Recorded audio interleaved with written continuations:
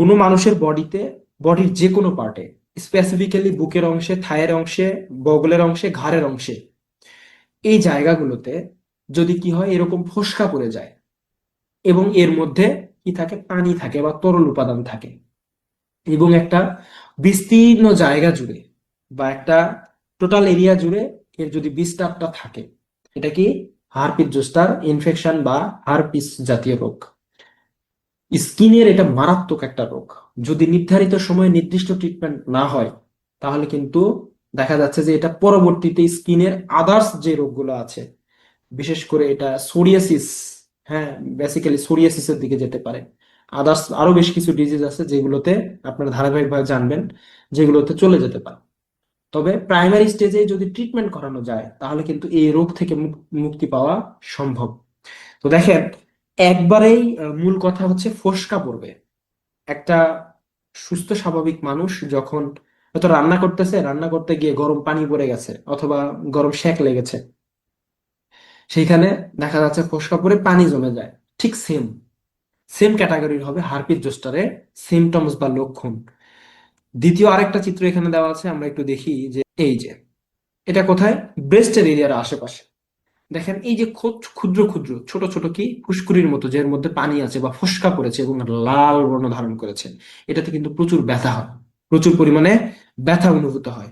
তারপরে দেখেন একজিলার আশেপাশে, বগলের আশেপাশে, ঘাড়ে বা গলার এই যে সোরিয়াসিসের মতো হয়ে গেছে, মানে এইগুলো চুলকায়ে বা এইগুলো ফেটে গিয়ে পানিগুলো যখন বের হয়ে যায়, তখন কিন্তু রূপটা নেয় ঠিক এরকম। খুব মারাত্মক একটা ব্যাপার, খুবই মারাত্মক একটা ব্যাপার, যেটা আসলে আমরা খুব মানে নর্মালি নিয়ে থাকি, কিন্তু প্রাইমারি স্টেজে যদি ট্রিটমেন্ট করানো সম্ভব হয়, তাহলে কিন্তু ডেফিনেটলি এই রোগটা সেরে যায়, ভালো হয়ে যায়।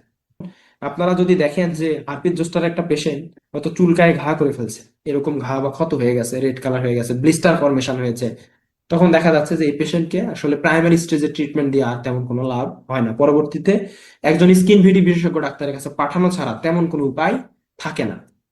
আচ্ছা, তো দেখেন এই যে বেশ কিছু সিমটমস, এটা প্রাইমারি স্টেজ, এটাকেও প্রাইমারি স্টেজ আমরা বলবো, এটাকেও প্রাইমারি স্টেজ বলবো, আর এটা হচ্ছে একদমই সিভিয়ার।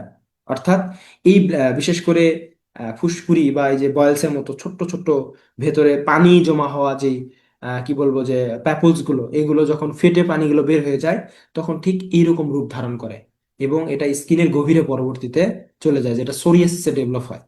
আচ্ছা, তো দেখি herpes zoster is an infectious disease, মানে এটা একটা মানে এটা একটা ইনফেকশন জনিত রোগ, অর্থাৎ প্রদাহ জনিত রোগ। কজড বাই কি কারণে হয়, ভ্যারিসিলা জোস্টার নামক এক ধরনের ভাইরাস দ্বারা। এর পাশাপাশি কি characterized by rash, itching, fluid fill, blister.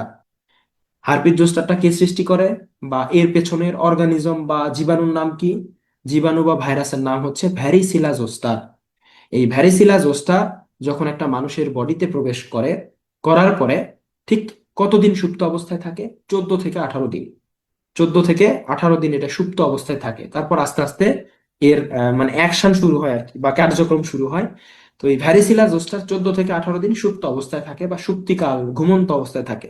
তারপরে আস্তে আস্তে প্রথমে র্যাশ বের হয়, ক্যারেক্টারাইজড বাই মানে কি কি লক্ষণ দেখা দেয়। প্রথমে র্যাশ বের হয় বা প্যাপলসের মতো বের হয়, যেটা আমি বলেছি যে ফোস্কার মতো ছোট অবস্থায় এটা র্যাশ বা বিশেষ করে ঘামাচির মতো থাকবে। এটা যত দিন গড়াবে বা যত দিন যাবে, এটা আস্তে আস্তে কি হবে, ফোস্কার মতো হবে বা দানা আকৃতির, ভেতরে পানি জমানো থাকবে। পরবর্তীতে কি হবে, এখানে প্রচন্ড পরিমাণে চুলকাবে, মানে ইচিং হবে, প্রচন্ড পরিমাণে চুলকাবে বা ইচিং হবে, এবং আস্তে আস্তে এর ডায়ামিটারটা বৃদ্ধি পাবে। অর্থাৎ এই যে র্যাশ বের হয়েছে বা ফুসকুড়ির মতো, বা দেখা যাচ্ছে যে এই যে কি বলবো যে প্যাপুলসের মতো যে দানাদার পোর্শন গুলো দেখা যাচ্ছে, এটাতে আস্তে আস্তে পানি জমা হবে, ভেতরে পানি জমা হতে থাকবে, যেটাকে ফ্লুইড ফিল্ড বলা হচ্ছে।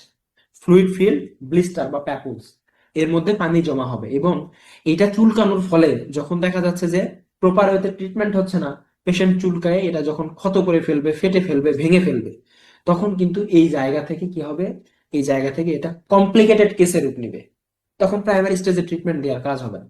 যখন ব্লিস্টার অবস্থায় থাকবে, আহ, মানে ফ্লুইড ফিল্ড অবস্থায় থাকবে, সম্পূর্ণ ভেতরে পানি জমা আছে, ফুসকুড়ির মতো দেখা দিচ্ছে, আস্তরণ দেখা দিচ্ছে, এরকম কন্ডিশনে যখন থাকবে, তখন আমরা ট্রিটমেন্ট দিলে কিন্তু প্রাইমারি স্টেজে এটা ভালো হয়ে যাবে।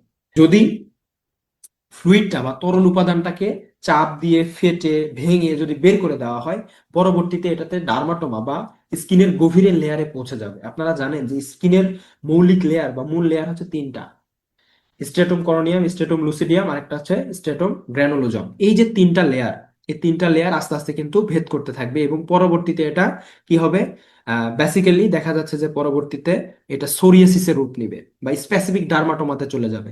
তখন কিন্তু একজন প্রাইমারি হেলথ কেয়ার ফিজিশিয়ান হিসেবে এই যে অ্যান্টিবায়োটিক তারপরে অ্যান্টিভাইরাল ড্রাগস দিয়ে আপনি তেমন ভাবে সুফল পাবেন না।